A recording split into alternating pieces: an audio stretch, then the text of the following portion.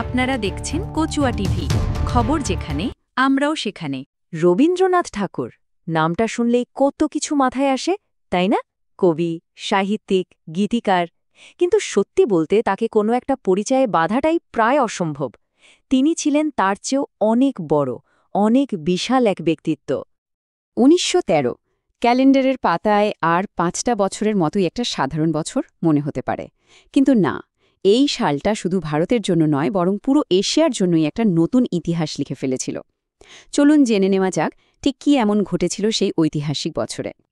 ঠিক তাই, রবীন্দ্রনাথ ঠাকুর হয়েছিলেন এশিয়ার প্রথম নোবেল বিজয়ী। কিন্তু ভাবুন তো একবার, এই পুরস্কারটাই কি তার একমাত্র পরিচয়? একদমই না। এটা তো ছিল একটা বিশাল যাত্রার চূড়া মাত্র।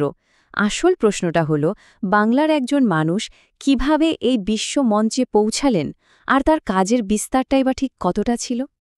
রবীন্দ্রনাথকে যদি সত্যিই বুঝতে হয়, তাহলে সবার আগে তার পরিচয়ের এই বিশালতাকে ছুঁতে হবে। তাকে শুধু কবি বললে তার প্রতিভার সামান্য একটু অংশই বলা হয়, কারণ তার জীবন ছিল একটাই, কিন্তু পরিচয় ছিল অনেক। দেখলে অবাক হতে হয়, তাই না? তিনি শুধু একজন কবি ছিলেন না, একাধারে সুরকার, ঔপন্যাসিক, নাট্যকার, আবার চিত্রশিল্পী, দার্শনিক, শিক্ষাবিদ, সমাজ সংস্কারক। কি ছিলেন না তিনি!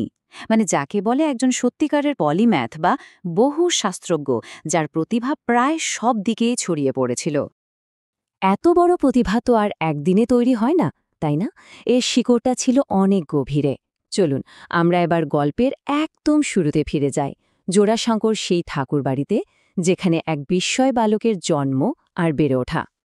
তার জীবনের প্রথম দিকের এই ঘটনাগুলো দেখলে একটা ব্যাপার খুব পরিষ্কার হয়ে ওঠে। তার শিক্ষাটা না ঠিক বইয়ের পাতায় বাঁধা ছিল না। বাবার সঙ্গে হিমালয়ে ঘুরতে যাওয়া বা খুব অল্প বয়সে কবিতা লেখা, এই অভিজ্ঞতাগুলোই তাকে ভেতর থেকে তৈরি করেছিল, যা ছিল গতানুগতিক স্কুল কলেজের শিক্ষার চেয়ে অনেক বেশি গুরুত্বপূর্ণ।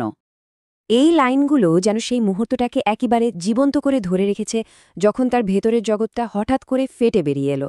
নিজের গণ্ডি থেকে বেরিয়ে তিনি মানুষ আর প্রকৃতির সাথে একাত্ম হয়ে গেলেন। ছোটবেলার এই আত্ম আবিষ্কারই কিন্তু তার ভবিষ্যতের রাস্তাটা তৈরি করে দিয়েছিল। এই জাগরণ শুধু কবিতার খাতায় আটকে থাকেনি, বরং তার গোটা বিশ্ববিখ্যার ভিত হয়ে উঠেছিল। চলুন দেখি কিভাবে কবির এই নিজস্ব জগৎটা ধীরে ধীরে গোটা বিশ্বের সাথে একাত্ম হয়ে গেল। পারিবারিক জমিদারি দেখাশোনার সূত্রে তিনি শিলাইদহ, পতিশরের মতো জায়গায় থাকতেন, আর সেখানে তিনি একদম কাছ থেকে দেখলেন গ্রামের সাধারণ মানুষদের জীবন, তাদের সুখ দুঃখ, তাদের লড়াই।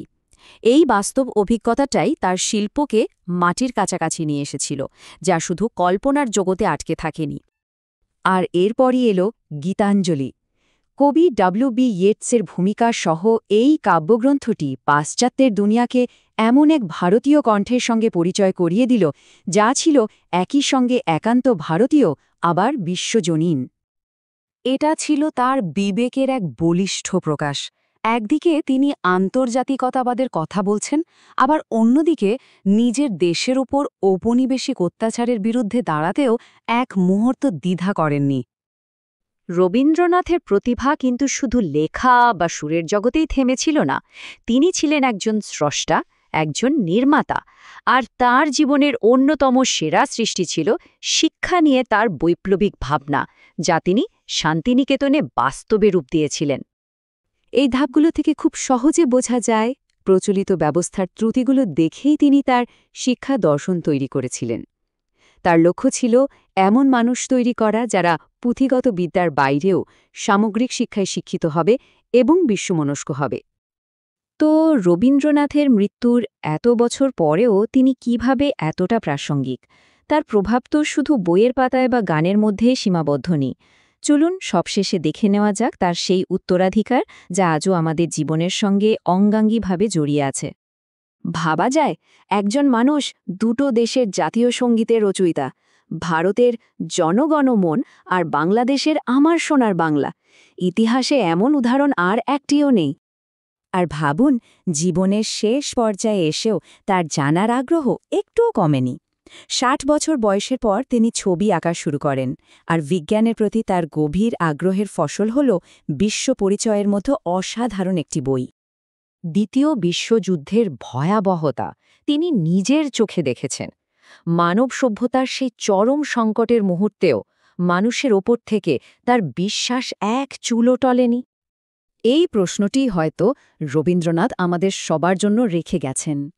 তার এই শেষ এবং সবচেয়ে শক্তিশালী বার্তাটি নিয়ে ভাবার এটাই হয়তো সেরা সময়।